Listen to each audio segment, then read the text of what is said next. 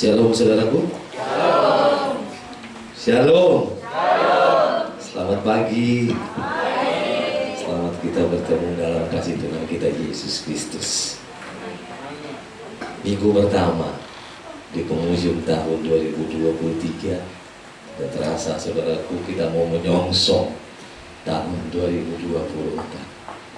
Pada saat ini berkat Tuhan melimpah di sepanjang hari yang kita lewati. Kasih Tuhan begitu besar buat kita di sepanjang hari yang telah kita lalui. Pada saat ini, mari semua persembahkan dengan hormat dan kemuliaan nama Tuhan. Apa menjadi kepunyaanmu, suarakah, tangankah, kakikah? Mari kita semua persembahkan untuk kemuliaan nama Tuhan. Amin. Kita berdiri bersama-sama saudaraku. Kita akan mulaikan acara ibadah kita pada saat pagi yang indah oleh kuasa Dalam. Terima kasih Bapa, bahwa hanya oleh kuasa Dalam Tuhan kami ada pada saat ini Tuhan. Bahwa oleh karena kuasa Dalam Tuhan kami boleh berdiri di tempat ini Tuhan. Kami persembahkan semua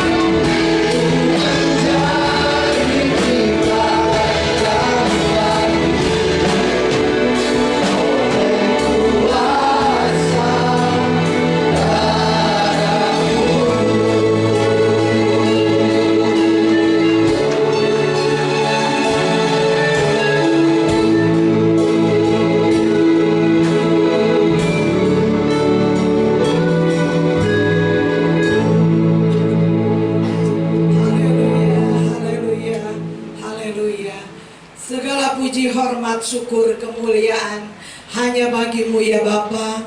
Pada pagi hari yang indah ini kami kembali untuk datang beribadah kepada-Mu. Pada bulan yang terakhir Desember ini Tuhan, minggu yang pertama kami menjalani hari-hari ini Tuhan, hari yang sangat baik yang Engkau sudah pelihara kami dari bulan lepas bulan sampai bulan yang terakhir ini Tuhan. Kalau kami boleh ada sebagaimana kami ada, semua ini karena anugerah dan kemurahan-Mu. Kami menyerahkan jalannya ibadah pada pagi hari ini ke dalam tangan-Mu ya Tuhan.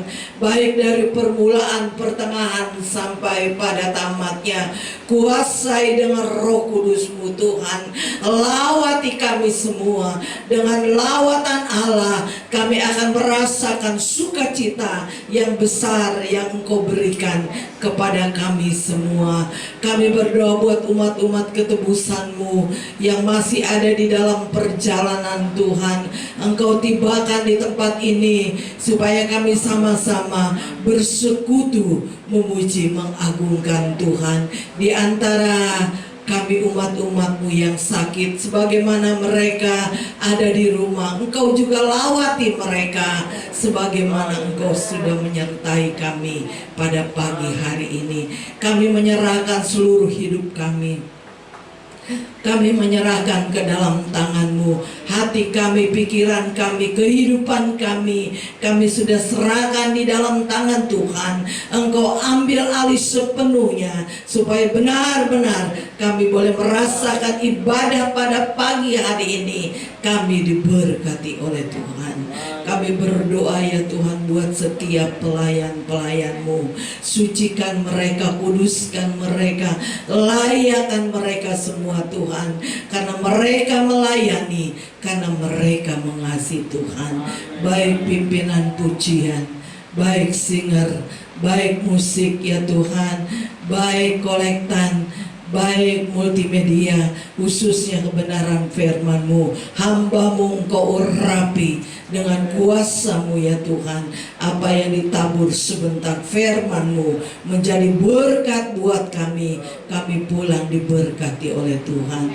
Sebentar juga menerima perjamuan asa yang kudus. Kami yakin dan kami percaya kami akan diberkati oleh Engkau. Terpuji akan nama-Mu ya Tuhan. Kami akan mulaikan ibadah kami pada pagi hari ini hanya di dalam nama Tuhan Yesus Kristus. Haleluya, haleluya, amin. Silakan duduk.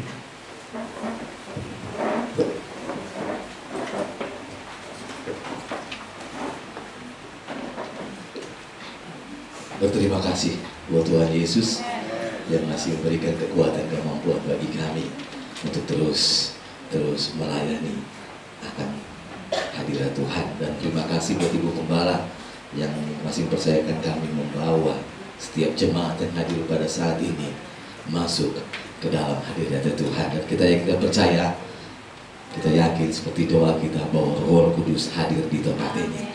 Roh Kudus ada bersama-sama dengan kita. Yakin dan percaya bangku yang kosong akan diisi oleh malaikat-malaikat Tuhan yang diutus dari surga untuk bersama-sama dengan kita memuji dan membesarkan nama Tuhan. Apa kabar saudaraku? Baik, diberkati Tuhan, luar biasa. Yes, yes, yes. Oh, haleluya. Luar biasa Tuhan. Katakan kiri kanan saudara, tos, katakan Yesusku luar biasa. Amin. Yesusku luar biasa. Yesusku luar biasa. Haleluya. Kita percaya bahwa karena Yesus kita ada pada saat ini, bahwa karena berkat Tuhan yang luar biasa itu, kita boleh ada di tempat ini. Amin. Kita berdiri bersama-sama saudaraku. Kita mau menaikkan pujian, menghormatkan kemuliaan nama Tuhan dan menyenangkan hati Tuhan. Yesus jalan kebenaran di Medley, Dia lahir untuk kami. Amin.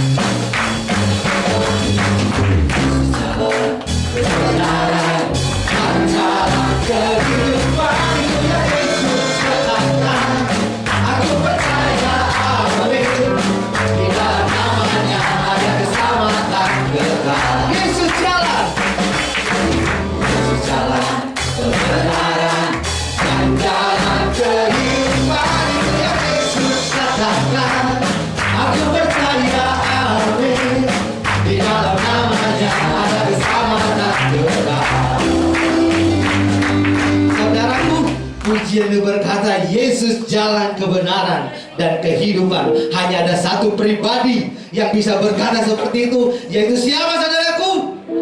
Hanya Yesus. Mari, apa yang kau miliki, tangan, tepuk tangan dengan sukacita. Engkau punya kaki, menari untuk kemuliaan nama Tuhan. Yakin dan percaya, setiap masalahmu, setiap sakitmu akan jatuh di tempat ini, dan engkau pulang membawa kemenangan daripada Tuhan. Amin. Yesus jalan kebenaran. Amin.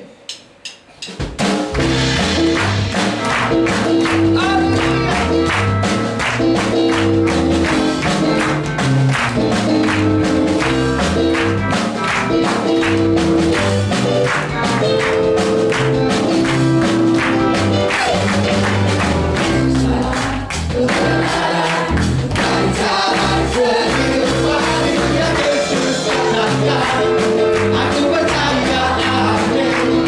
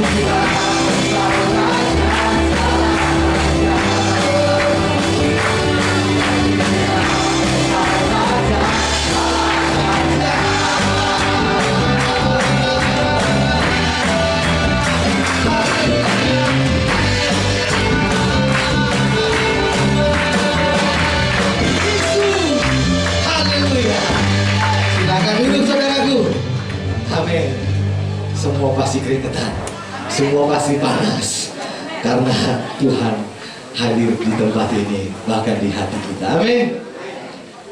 Acara selanjutnya kami serahkan kepada siswa-siswi Yadika 13 untuk mempersembahkan pujian untuk kemuliaan nama Tuhan. Silakan.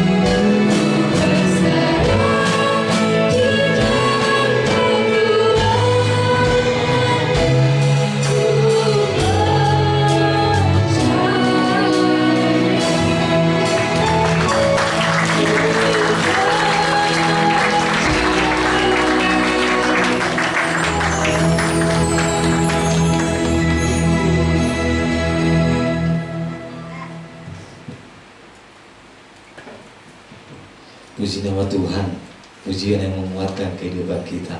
Bahwa sesungguhnya ketika kita percaya bahwa janji Tuhan akan tergenapi dalam kehidupan kita. Amin. Memberkati buat siswi yang ada di ke-13, biarlah melalui suara mereka kemuliaan nama Tuhan semakin dibentangkan. Haleluya. Kita berdoa juga di masa muda mereka tetap setia dan tetap di dalam melayani Tuhan. Amin. Kita berdiri bersama-sama saudara Tuhan, kita akan mendengarkan sebahagian kebenaran daripada firman Tuhan. Pujian baru, tetapi sama-sama kita mau belajar untuk kemuliaan Tuhan. Ingat kasih-Nya. Haleluya.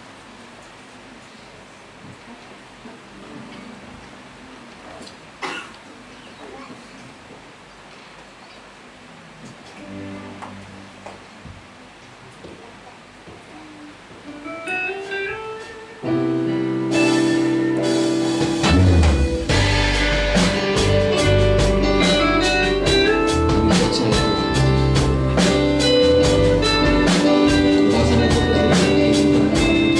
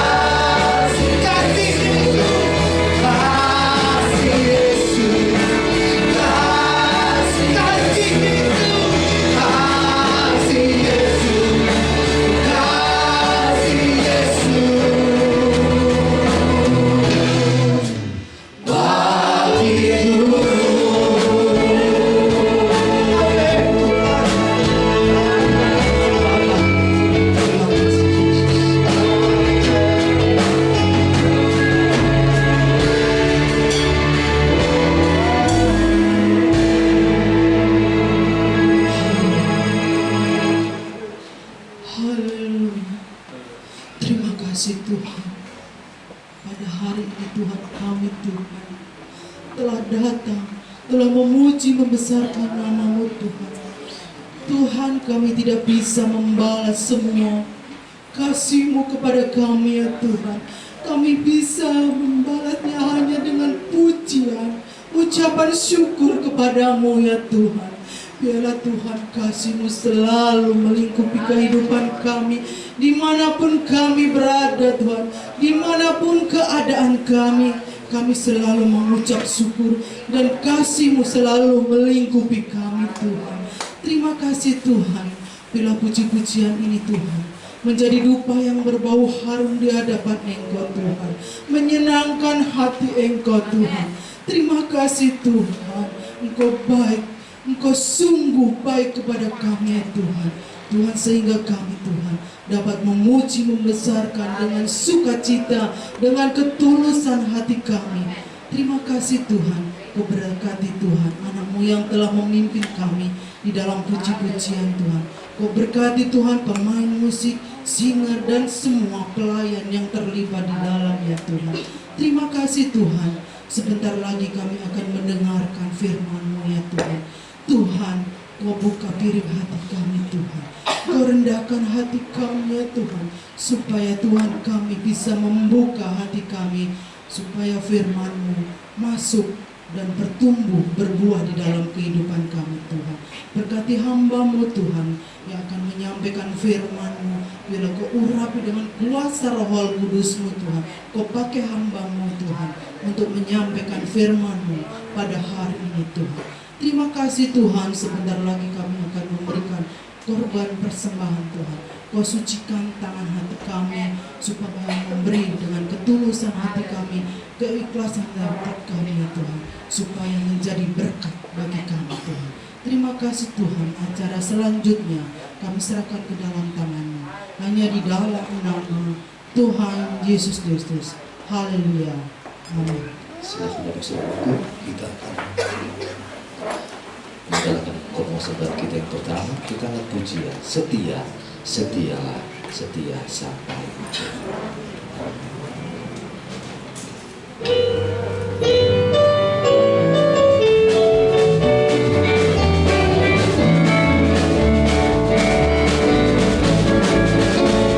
Setia, setialah, setialah sampai akhir. Seperti Tuhan Yesus, setialah sampai akhir.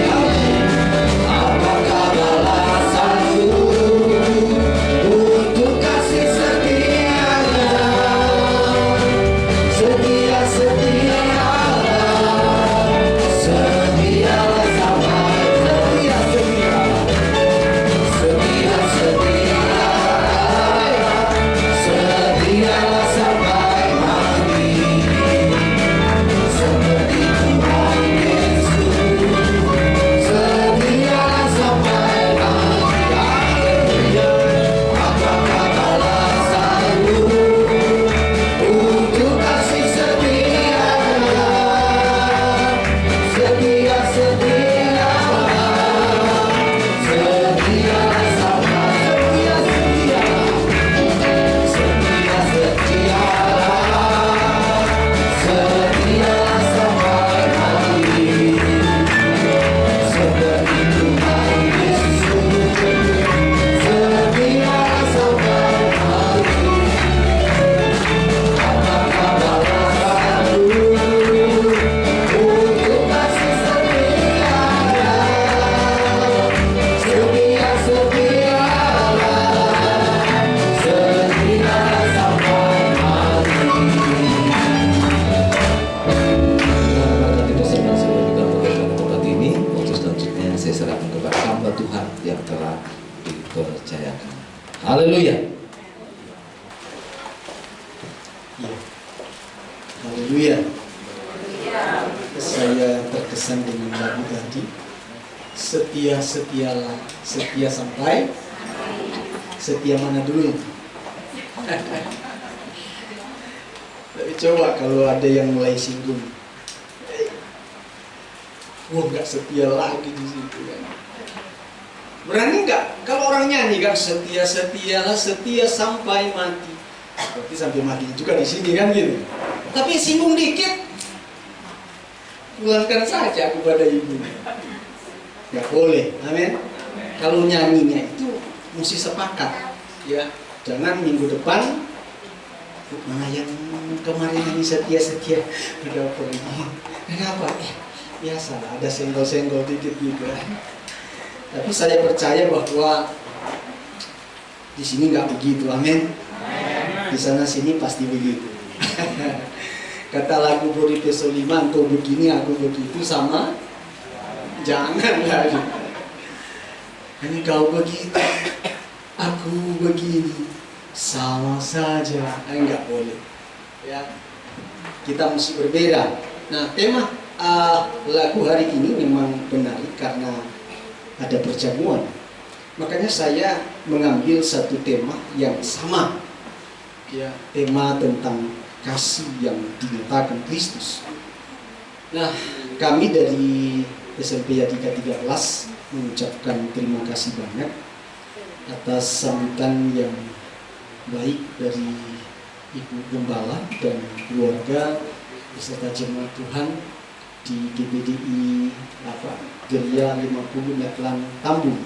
Kadang-kadang salah-salah sebut. Ya. Terima kasih sudah memberi waktu bagi kami untuk memimpin ibadah, bahkan memberi kesempatan untuk menyampaikan pujian bagi anak didik kami. Ya. Mereka ini memang anak-anak yang punya talenta, ya, nyanyi dan ada pemusik juga. Cuma mereka lagi kaku kayaknya tadi. Puji Tuhan, saya bilang tepuk tangan. Ya, mereka rupanya lupa bahwa di sini tepuk tangan, bukan tepuk jidat gitu. Ya. Puji Tuhan. Mari kita membuka di dalam satu teks Alkitab dalam Injil Lukas pada pasal yang ke-10. Nah, saya mencoba mengeksposisi ayat ini dan tidak membacanya, tetapi baca satu ayat langsung. Kenapa? Karena kita 30 menit, ya, karena ada perjamuan. Kita mencoba melihat di Injil Lukas pasal 10 ayat 25. Karena ini panjang, maka saya ambil satu ayat dan seterusnya saya langsung mengeksposisinya ayat-ayat ini. Nah, teks Alkitab Lembaga Kitab Indonesia memberikan judul Orang Samaria yang murah hati. Nah, kita mau murah hati hari ini, bukan murahan. Beda ya, murahan dan murah hati kan beda ya. Bukan murahan, kita bukan murahan, amin. Orang percaya bukan murahan. Kalau bergaul itu jangan murahan, ya, tunjukkan. Kalau yang murahan kan belum apa-apa sudah kayak Teletubbies. Pelukan, nggak boleh. Karena dia bilang, Pak, kan nyanyian bilang bergandengan tangan dalam satu kasih. Bergandengan tangan. Belum, jangan dulu, masih SMP ya. Jangan dulu gandeng-gandeng tangan. Masih SMP. Nggak boleh. Kan nyanyian bilang, Pak, bukan dengan tangan. Nah, itu di nyanyian, tapi prakteknya jangan gitu ya. Masih SMP. Anak-anak saya masih SMP. SMA pun saya bilang, saya di SMA jangan dulu bergandengan tangan. Ya, nenek bilang itu berbahaya. Ya kan neneknya nggak bahaya. Nah itu dulu. Tapi mari kita membaca ayat ini. Oke. Ayat yang ke-25, saya baca bagi kita semua. Orang Samaria yang murah hati. Pada suatu kali berdirilah seorang ahli Taurat untuk mencobai Yesus. Katanya, Guru, apa yang harus ku perbuat untuk memperoleh hidup yang kekal? Ini benar. Nah, rupanya ahli Taurat ini sudah tahu. Dia paham betul siapa Yesus. Dia sudah amati siapa Yesus itu yang sesungguhnya. No ahli, ya kan? Ahli bertanya kepada ahli, ini masih enak kan?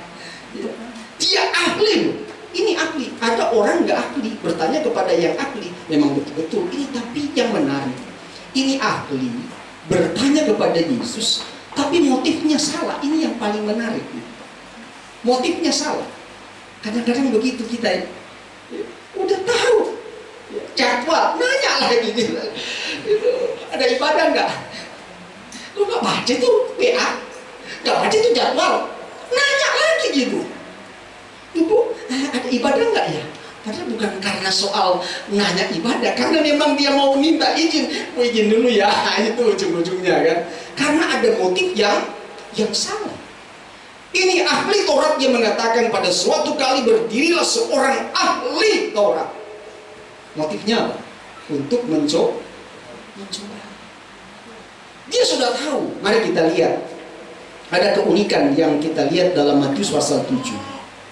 Matius pasal 7 ayat yang ke-28.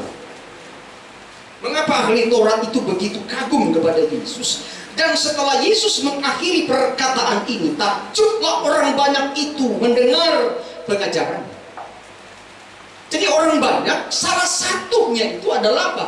Ahli Taurat. Waktu Yesus mengajar, orang takjub. Kenapa mereka takjub? Ini alasannya.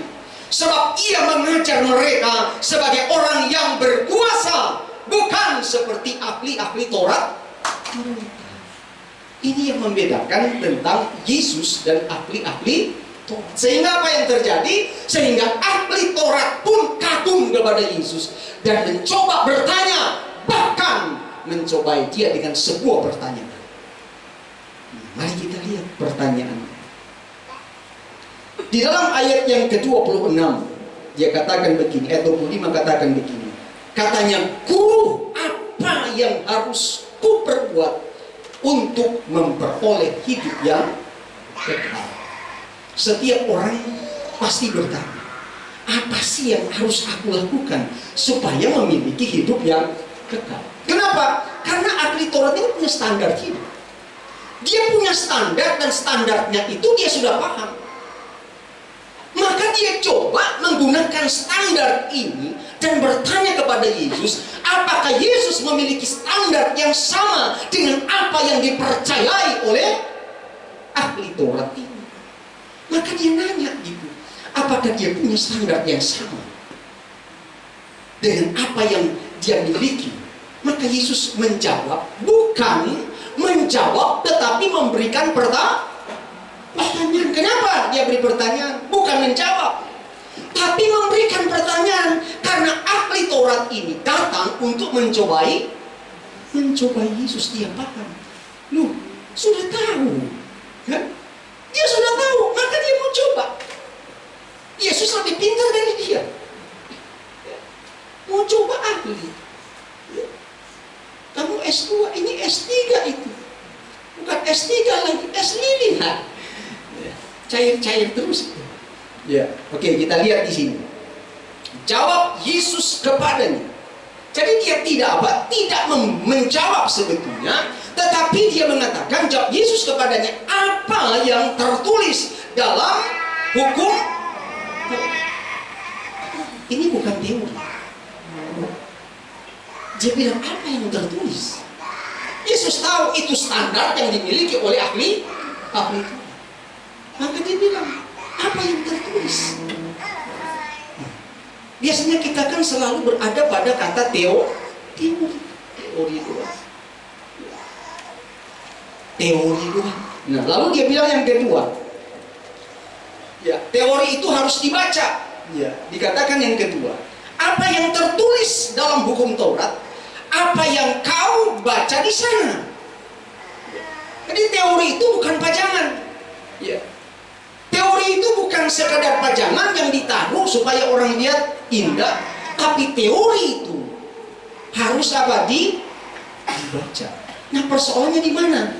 Prakteknya. Prakteknya yang susah. Makanya ini ahli Taurat digodok oleh Yesus dengan sebuah pertanyaan, apa yang kau baca? Apa yang tertulis dan apa yang kau baca? Yesus ingin tahu juga, apakah ada standar lain yang dia pahami? Tapi Yesus punya standar itu, bukan cuma sekedar teori, bukan sekedar apa yang dia baca, tetapi apa yang dia praktekkan. Kekristenan kan begitu. Hidup kita ini jemaat Tuhan bukan cuma sekedar hadir, tepuk tangan, tapi apa yang kita berikan kepada Tuhan, itu masalahnya. Amin. Ibadah tapi susahnya tuh Nangisnya luar biasa. Tuhan, kebanyakan kita itu nangis karena kebutuhan kita. Amin. Bukan karena bagaimana orang ini dimenangkan bagi Kristus. Ini yang sering kali kita lupa. Kebanyakan kita nangis karena kita, bukan karena orang percaya kepada Kristus. Pernah nggak kita bilang, Tuhan, selamatkan tetanggaku ini. Dia kalau lihat saya ini selalu mukanya seperti pepaya. Ya, kalau pepayanya masak ini agak mengkal dikit, Tuhan. Gitu. Ya. Aku kalau ke gereja, dipandang sebelah mata, ngomong aja ke Tuhan, tapi praktiknya kagak ada gitu. Itu yang menjadi masalah. Nah, kita lihat di sini, kasihilah Tuhan. Nah, dikatakan begini, apa yang tertulis dalam hukum Taurat dan apa yang kau baca di sana. Maka orang itu mengatakan begini, ayat 27. Jawab orang itu, kasihilah Tuhan Allahmu dengan segenap hatimu dan dengan segenap jiwamu dan dengan segenap kekuatanmu dan dengan segenap akal budimu. Ini hebat. Jadi seluruh potensi hidup manusia diberikan hanya kepada Tuhan. Kasihilah Tuhan Allahmu. Ini bukan cuma teori. Apa yang kau baca di sini? Dia bilang kasihilah Tuhan, ini kesimpulan sebetulnya. Kalau bicara kasihilah Tuhan alam, apa yang kita kasihi? Hukum pertama, di mana itu? Yang SMP. Hukum pertama di mana?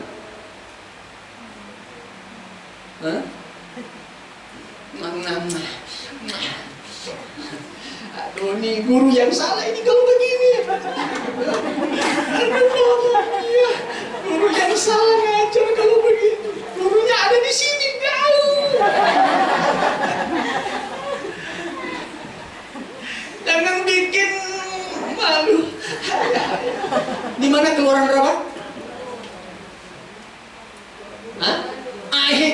Ya nggak jadi malu saya. Nggak jadi malu. Keluaran 20 ayat 1 sampai 17. Kasihilah Tuhan Allahmu. Ini hukum antara manusia dengan Tuhan. Hukum keberapa? 1 sampai 4. Jangan membuat apa itu? Jangan apa?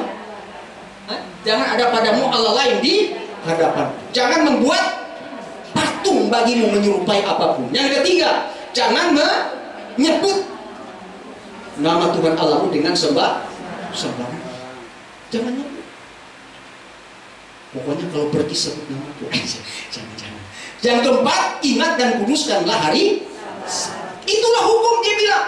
Kasihilah Tuhan Allahmu dengan segenap dan segenap. Seluruh potensi hidup manusia diberikan hanya kepada Tuhan. Dia jawab itu. Dan yang kedua bilang apa? Kasihilah sesamamu manusia. Hukum keberapa itu? Kelima sampai yang ke-10. Yang kelima, hormatilah orang. Jangan berzina. Jangan membunuh. Jangan mencuri. Jangan mengucapkan saksi dusta terhadap sesamamu. Jangan mengingini pacar orang. Nggak ada Pak itu. Nggak ada di pacar-pacaran itu. Nggak ada. Yang ada jangan mengingini istri. Alkitab udah bilang jangan mengingini. Kenapa nggak dibilang pacar atau cewek atau cowok? Karena nggak dilarang untuk kawin. Yang dilarang kalau sudah Nah itu dia. Itu urusan Tuhan Yesus. Amin. Jangan itulah hukum. Lalu dia jelaskan di sini, dikatakan ayat 27 tadi, jawab orang itu kasihilah Tuhan Allahmu. Dikatakan dengan segenap hati dan dengan segenap jiwa dan dengan segenap kekuatanmu dan dengan segenap akal budimu. Hukum pertama sampai yang keempat. Dia simpulkan di situ sebetulnya. Dan kasihilah sesamamu manusia seperti dirimu sendiri. Hukum yang kelima sampai yang ke-10. Jadi waktu Yesus bicara, lalu dia jawab, kasihilah Tuhan Allahmu. Lalu apa yang Yesus katakan kepadanya? Kata Yesus kepadanya, jawabmu itu benar. berbuatlah demikian, maka engkau akan hidup. Ini standar yang dimiliki oleh ahli Taurat. Lalu dia coba tanya kepada Yesus, apakah Yesus punya standar yang sama? Lalu dia kasih, dia jawab, ini standar. Lalu Yesus bilang apa? Buat. Jadi persoalan di sini kan berbuat. Amin. Apa yang harus aku lakukan? Artinya apa yang harus aku perbuat supaya aku memiliki hidup yang kekal.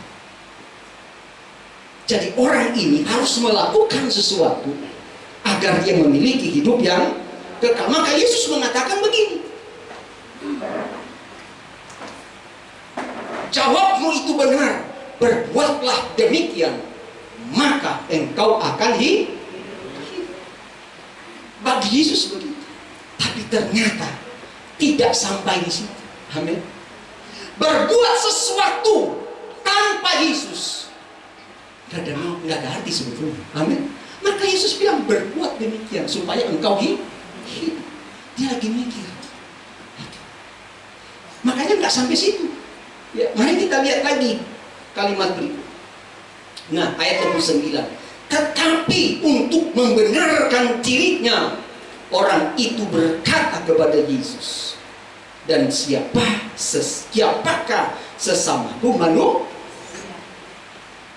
Ini yang jadi masalah. Kalau persoalan kita mengasihi Tuhan, nggak ada masalah kan? Semua orang mengasihi Tuhan. Mau dia jahat, dia kurang jahat, setengah jahat, paling jahat dan tidak jahat, semua mengatakan aku mengasihi Tuhan. Amin. Tapi bicara aku mengasihi sesama manusia, tunggu dulu. Iya kan? Kalau kita bilang kasihlah Tuhan Allahmu, ya semua orang mengasihi. Tapi ketika bicara kasihilah sesamamu manusia seperti dirimu sendiri, itu yang jadi masalah. Maka Yesus bilang perbuatlah demikian, maka engkau hidup. Ternyata nggak sampai situ. Sekarang Yesus bicara soal apa? Mengasihi sesamamu manusia. Apa yang harus dia lakukan? Maka Yesus mengatakan begini. Tetapi untuk membenarkan dirinya, orang itu berkata kepada Yesus, dan siapakah sesamaku manusia? Siapa? Ini jadi pertanyaan besar. Siapa sesamaku manusia? Maka Yesus memberikan sebuah apa? Dia yang akan lihat siapa sesamaku manusia.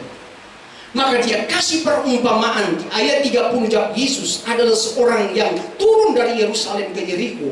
Ia jatuh ke tangan penyamun-penyamun yang bukan saja merampoknya habis-habisan, tetapi yang juga memukulnya, dan yang sesudah itu pergi meninggalkannya setengah mati.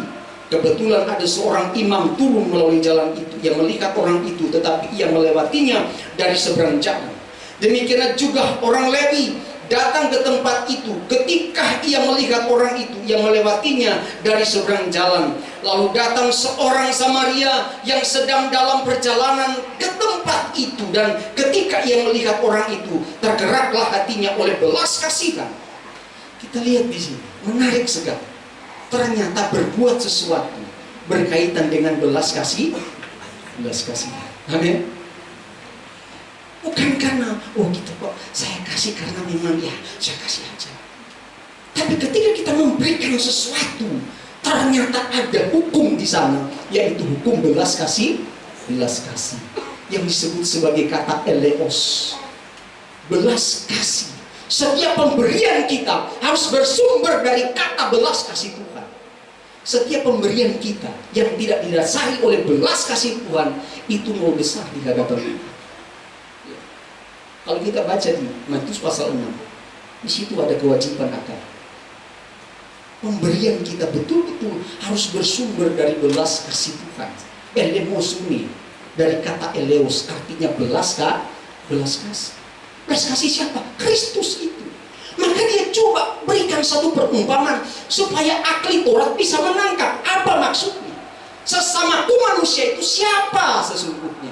Karena bagi orang Yahudi sesamaku manusia itu adalah satu ras, ya kan? Satu bangsa. Bagi mereka itu sesama manusia adalah orang-orang yang satu bangsa dengan mereka. Di luar mereka tidak ada nilai. Maka Yesus bicara itu. Kenapa? Lalu kita lihat di sini. Ayat yang ke-34. Ia pergi ke lalu seorang Samaria yang sedang dalam perjalanan ke tempat itu, dan ketika ia melihat orang itu, tergeraklah hatinya oleh belas kasihan. Ia pergi kepadanya lalu membalut luka-lukanya. Sesudah ia menyiraminya dengan minyak dan anggur, kemudian ia menaikkan orang itu ke atas keledai tunggangannya sendiri, lalu membawanya ke tempat penginapan dan merawat. Ini tindakan yang sangat heroik, sangat luar biasa sekali. Ya. Kalau zaman sekarang, berani nggak kita lihat ada orang jatuh di motor, tiba-tiba kita buka kaca, kasihan. Ya. Ada lagi lewat. Kenapa? Karena orang tidak mau berurusan dengan polisi. Ya. Ada orang lain. Bahkan temannya sendiri, kecuali anaknya atau mamanya, baru dia bilang, ini mamaku, bawa ke rumah sakit. Nangis-nangis. Tapi coba tidak kenal, dibiarin ada di jalan di arah tamu, dibiarin di situ. Karena semua orang takut. Padahal dia kalau diselamatkan mungkin saja bisa diselamatkan. Kenapa? Karena orang takut berhadapan dengan hukum. Orang takut jadi saksi. Tapi kalau kita, mari kita jadi saksi bagi Tuhan. Jadi saksi kan gak mau. Entah gimana ini caranya. Nanti kita lihat ayat berikutnya. Keesokan harinya ia menyerahkan 2 dinar kepada pemilik penginapan itu, katanya, rawatlah dia, dan jika kau belanjakan lebih dari ini, aku akan menggantinya waktu aku kembali. Nah, saudara-saudara, ini menarik sekali. Kenapa? Karena pada waktu itu imam dan Lewi itu berjumlah kurang lebih 12.000 orang. 12.000. Karena banyak. Lalu ada kurang lebih 7.200 orang ada di kota Yeriko dan sekitarnya, tinggal di sana. Mereka tidak tinggal satu tempat, tinggal di sana, tersebar di daerah itu. Kurang lebih menurut catatan yang saya pelajari ada 7.200 orang. Jadi wajar saja ketika ada imam yang lewat dan ada Lewi yang lewat. Karena tugas-tugas yang dipercayakan kepada mereka untuk melayani di bait Allah. Karena pada waktu itu bait Allah belum dihancurkan. Nanti pada tahun 70 Masehi bait Allah itu dihancurkan. Maka Yesus menubuatkan satu waktu tidak akan ada batu yang tersusun. Benar, sampai sekarang enggak. Yang ada masjid di sana. Tapi saya percaya itulah cara Tuhan. Karena pusat dunia tidak ada di mana-mana. Pusat dunia bukan ada di Soviet, bukan ada di Amerika, bukan ada di Eropa, bukan ada di China, tetapi ada di Yerusalem. Kehancuran itu ada di sana. Maka kalau kita baca Matius pasal 24 dijelaskan, kalau Injil sudah diberitakan ke seluruh dunia, baru tiba kesudahan. Nah, pertanyaan kita begini, kenapa Presiden Jokowi bangun seluruh area di Indonesia? Itu bukan karena presidennya, tapi karena Tuhan yang mau menyatakan itu. Kenapa? Supaya Injil diberitakan. Itu Papua itu bisa nyambung itu. Kenapa? Karena memang Tuhan sudah membuatkan itu.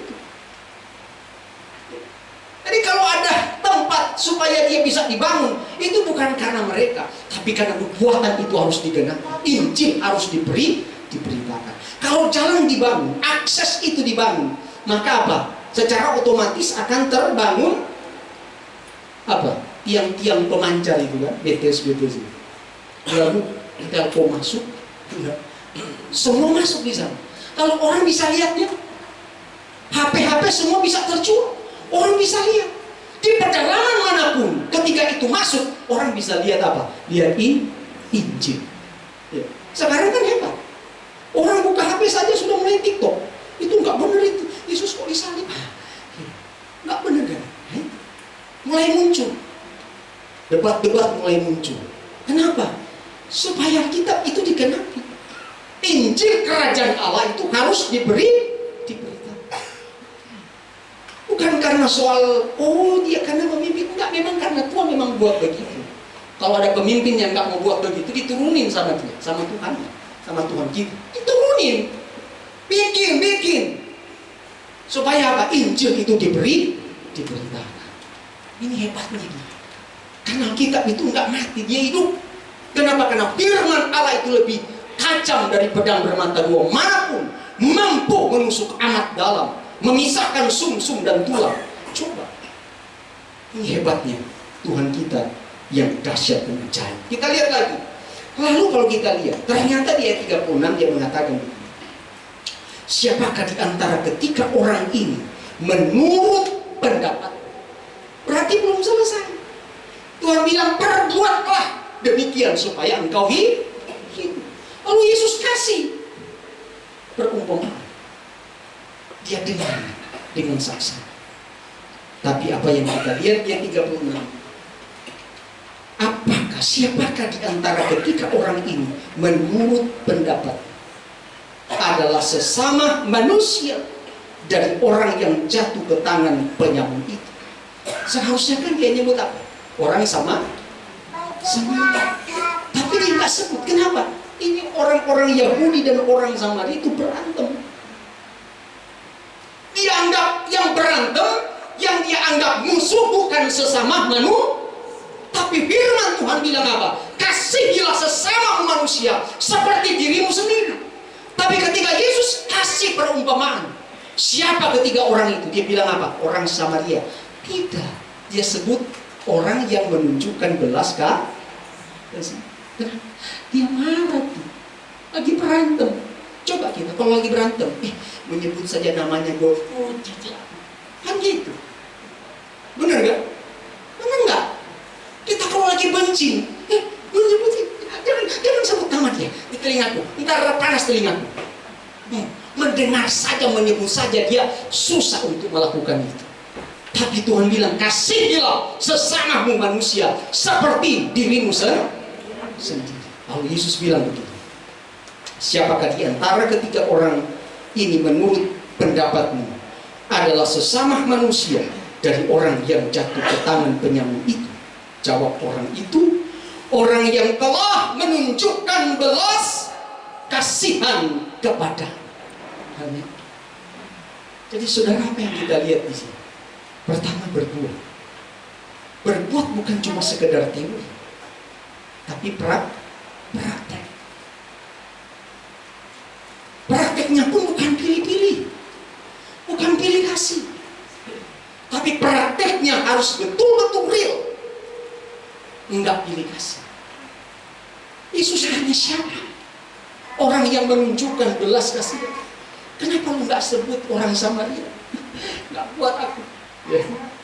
Kalau mau jujur, kenapa kamu nggak sebut orang Samaria? Enggak.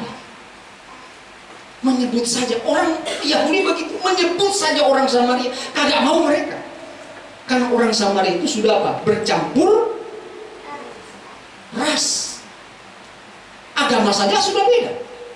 Tempat penyembahan di Gunung Gerizim orang Samaria, di Yerusalem bait Allah oleh orang Yahudi.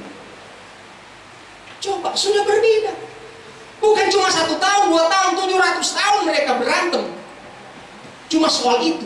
Maka Yesus tunjukkan kepada mereka, sesama manusia itu termasukmu musuh. Amin. Maka kita bilang, berdoalah bagi musuh. Disuruh berdoa. Coba. Kasihilah musuh. Benar ini. Coba, tapi kalau kita nyebut saja, mama, jangan sebut nama dia. Jantungku ini berdebar. Nah, boleh. Mesti kita jujur kepada Tuhan. Tuhan, aku mengasihi dia. Aku mengasihinya Tuhan. Tunjukkan belas kasihan-Mu kepadaku untuk mampu mengasihi mereka. yang menyakiti aku. Amin. Itu yang mau ditunjukkan. Kenapa ibu saudara-saudara yang dikasihi Tuhan? Yang ingin kita lihat, apa sebetulnya yang Yesus tunjukkan dari perumpamaan itu? Yang ingin dia tunjukkan di sana, orang Samaria sebetulnya sedang berbicara kepada dirinya sendiri. Orang Samaria menunjukkan belas kasihan. Tapi yang Yesus ingin kasih tahu kepada ahli Taurat, orang Samaria itu mampu menunjukkan belas kasihan. Tetapi ada satu orang yang sedang berhadapan dengan kamu, yaitu Yesus Kristus Tuhan, yang akan menunjukkan belas kasihan kepadamu, yang akan mati bagimu. Dialah Yesus yang tergantung di kayu salib, yang menunjukkan belas kasihan lebih daripada orang Samaria. Orang Samaria itu siapa? Orang Samaria itu adalah kita semua, yang telah dilumpuhkan oleh dosa-dosa. Tapi dia datang menebus kita, dan kita mengalami sukacita dan damai sejahtera yang dinyatakan Tuhan atas kehidupan kita. Dia Yesus yang telah menyatakan belas kasihan kepada kita oleh karena mati di atas kayu salib. Haleluya. Kalau kita lihat bahwa kita ditebus bukan dengan darah, bukan dengan emas dan perak, tetapi dengan darah yang sangat mahal, yaitu darah Kristus, yang ditunjukkan belas kasihan kepada semua orang yang percaya kepadanya. Haleluya. Haleluya. Mari kita tunduk kepala. Haleluya. Pemusik bisa maju ke depan.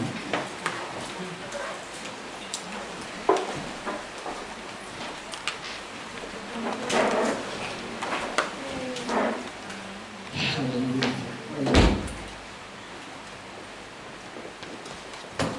Hatiku percaya. Amin. Hatiku percaya. Katakan dengan ini. Hatiku percaya.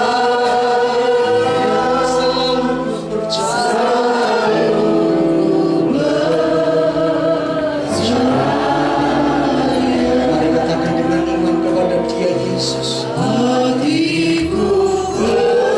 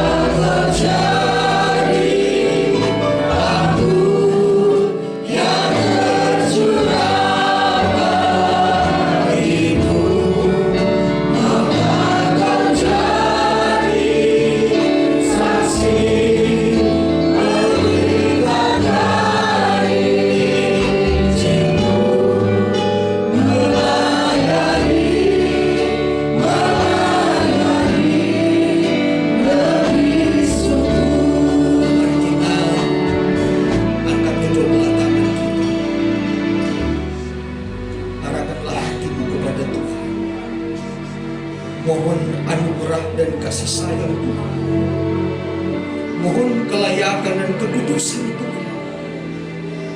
Sehingga perjamuan kudus sungguh-sungguh memberi nilai dalam hidup kami. Kami mengingat akan karya Kristus bagi kami. Karena belas kasih-Mu Tuhan yang Kau tunjukkan bagi kami semua. Terima kasih Tuhan.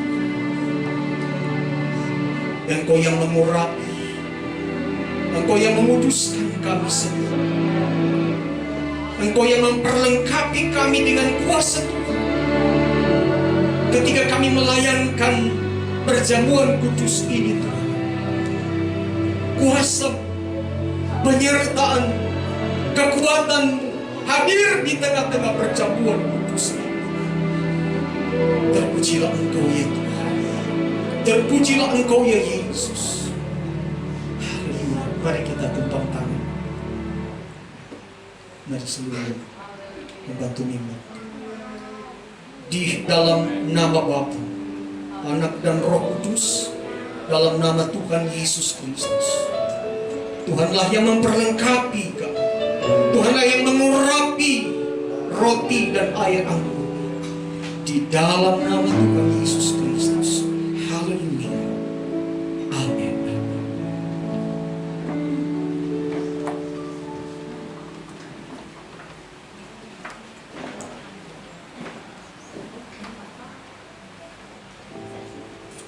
Maukah kau jadi roti yang berkecah bagiku? Maukah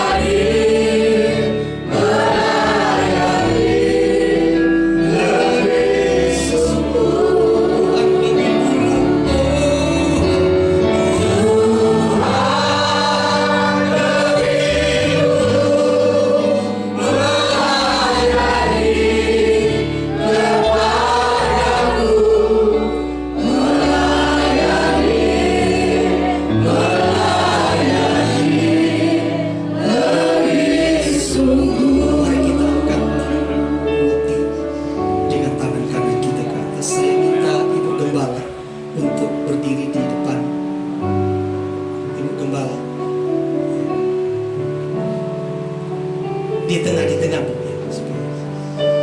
Haleluya. Mari kita angkat roti dengan tangan kanan kita. Arahkanlah hatimu kepada Tuhan. Dengarkan firman Tuhan, demikian juga ia mengambil.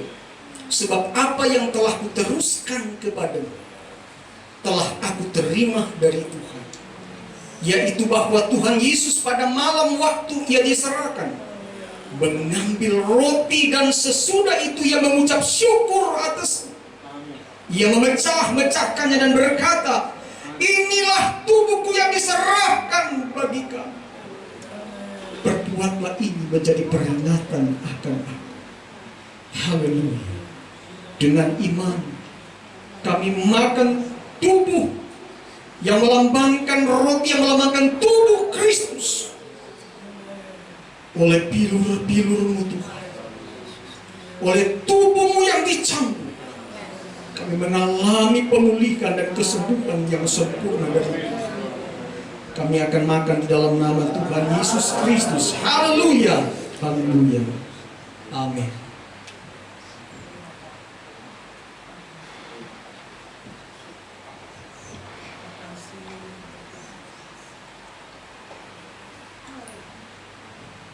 Haleluya, haleluya.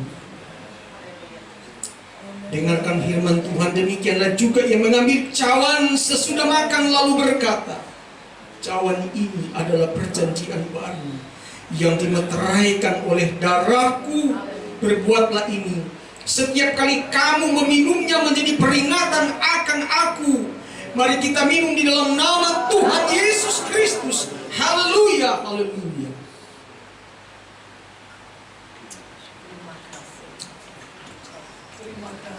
Terima kasih Tuhan.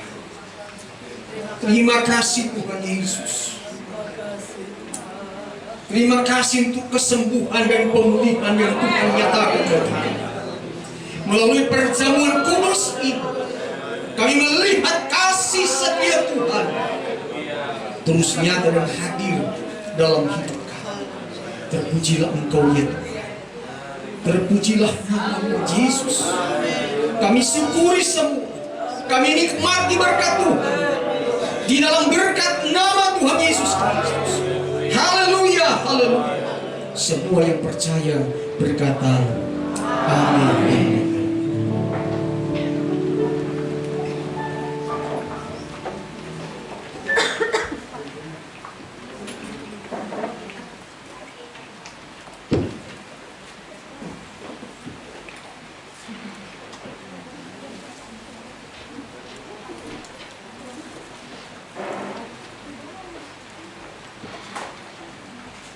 Puji nama Tuhan.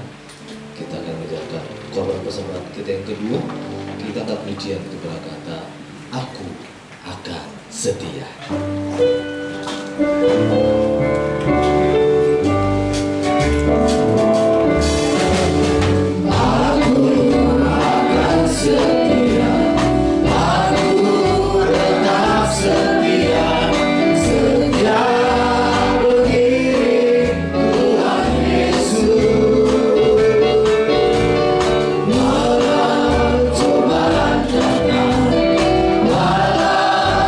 Kanan datang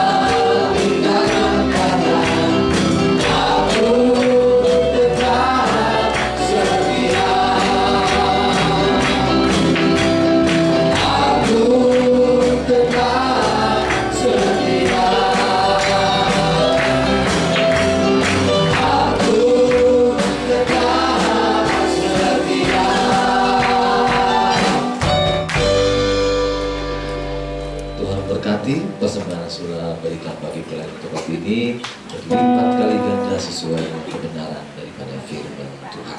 Kita berdiri sama-sama saudaraku, karena kita akan akhiri acara ibadah kita pada saat siang hari. Maka jiwamu memuji jiwa.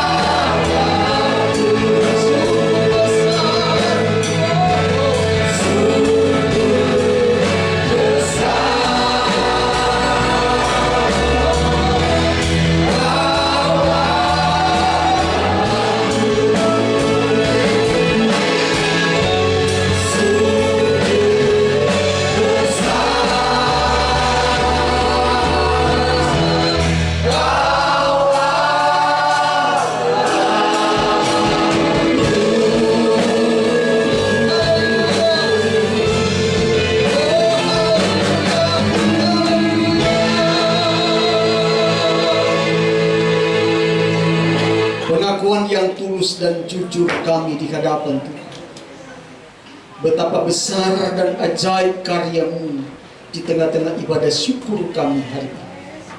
Tuhan yang sudah menuntun, Tuhan yang sudah memberkati, menyatakan kasih setia Tuhan atas keberadaan hidup kami, bahkan seluruh jemaat Tuhan. Secara khusus Tuhan, kami memohon kasih sayang dan belas kasih Tuhan untuk keberadaan saudari Nelah Manulang untuk pasca operasi, bahkan untuk Bapak Nana Suhana pasca pasang ring jantung, dan Ibu Herlina Wijaya. Kami memohon kasih sayang Tuhan dan belas kasih Tuhan atas keberadaan kehidupan mereka.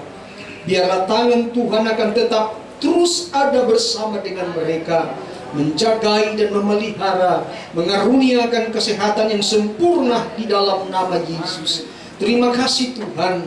Kami juga memohon kasih sayang Tuhan dan belas kasih Tuhan untuk keberadaan akan jemaat Tuhan yang pada tanggal 27 November secara khusus Bapak Gideon Sipayung, Ibu Mutiara Sarah Regina di tanggal 28 November, bahkan anak Wilson Richwin di tanggal 30 November yang berhari ulang tahun.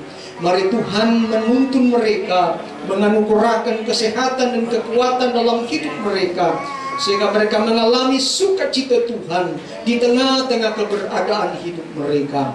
Terima kasih Tuhan, penyertaan Tuhan sempurna bagi seluruh jemaat Tuhan, bagi seluruh keluarga, suami, istri, anak-anak. Tuhan memberkati mereka dengan berlimpah-limpah di dalam kasih setia Tuhan. Berkati untuk sekolah minggu, pemuda remaja, bahkan tim musik Tuhan, Kau berkati mereka dengan hikmat dan anugerah Tuhan, sehingga setiap pelayanan yang terus dinyatakan Tuhan di tengah-tengah gereja GPDI Gria 50 Metlan Tambun, sungguh-sungguh Tuhan sajalah yang dipermuliakan dan diagungkan. Memberkati hamba-Mu Ibu Pendeta Tuhan Lince Pangemanan Tuhan di masa tua, dengan kesehatan dan kekuatan dari Tuhan, hikmat Allah terus hadir bersama-sama dengan hamba-Mu di tempat ini, bersama dengan anak-anak, bahkan cucu-cucu, bahkan seluruh jemaat Tuhan, dalam penyertaan dan perlindungan Tuhan semata. Terima kasih Tuhan. Kami berdoa untuk rangkaian-rangkaian ibadah, program kerja kami bawa kepada Tuhan. Tuhan menuntun dan Tuhanlah yang memberkati. Untuk ibadah Natal, bahkan ibadah ulang tahun pada bulan Maret tanggal 24, Tuhan memberkati mereka di usia ke-50 tahun, menyatakan kebaikan dan anugerah Tuhan di dalam nama Tuhan Yesus. Terima kasih Tuhan untuk kasih setia Tuhan. Terima kasih untuk penyertaan Tuhan yang Tuhan nyatakan di tengah-tengah keberadaan hidup mereka. Terpujilah Engkau ya Tuhan. Kami syukuri semua, menikmati semua berkat Tuhan yang Tuhan sudah nyatakan bagi kami semua. Terpujilah nama-Mu. Mari arahkanlah hati kita kepada Tuhan, dan terimalah berkat dan anugerah dari Allah Bapa, cinta dan kasih sayang Tuhan kita Yesus Kristus, penghantaran dan penyertaan oleh kekuatan kuasa Roh Kudus yang akan dan terus menyertai kehidupan keluarga kita, kehidupan pekerjaan, pelayanan, studi perkuliahan, bahkan pergaulan anak cucu kami. Memberkati akan keberadaan gereja-Mu di tempat ini, mulai hari ini, besok dan selamanya. Serta jadilah Tuhan menurut kehendak-Mu. Di dalam berkat nama Tuhan kami Yesus Kristus, terpujilah Tuhan. Kami akhiri ibadah syukur ini di dalam nama Tuhan Yesus Kristus. Haleluya, haleluya. Amin, amin.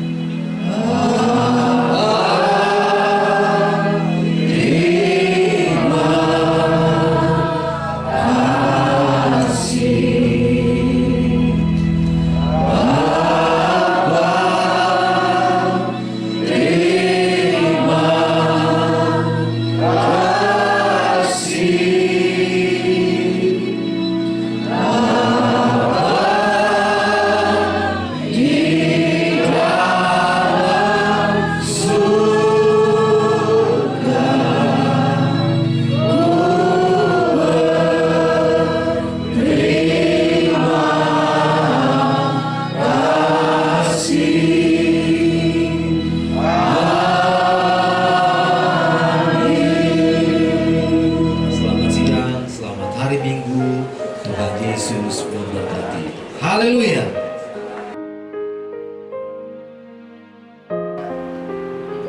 Haleluya, salam sejahtera bagi kita semua. Saya Pendeta Tommy Hardi Tampang mengucapkan selamat hari Minggu, selamat beribadah bersyukur bersama dengan jemaat GPDI Gria 50 Metlan Tambun. Menyatakan karya kasih Tuhan di tengah-tengah keberadaan jemaat. Tuhan memberkati jemaat GPDI Gria 50 Tambun, di mana pada tahun depan akan genap usia ke-50 tahun. Tuhan memberkati dan menyatakan kasih setia Tuhan bagi jemaat semuanya. Haleluya, Tuhan Yesus memberkati. Amin.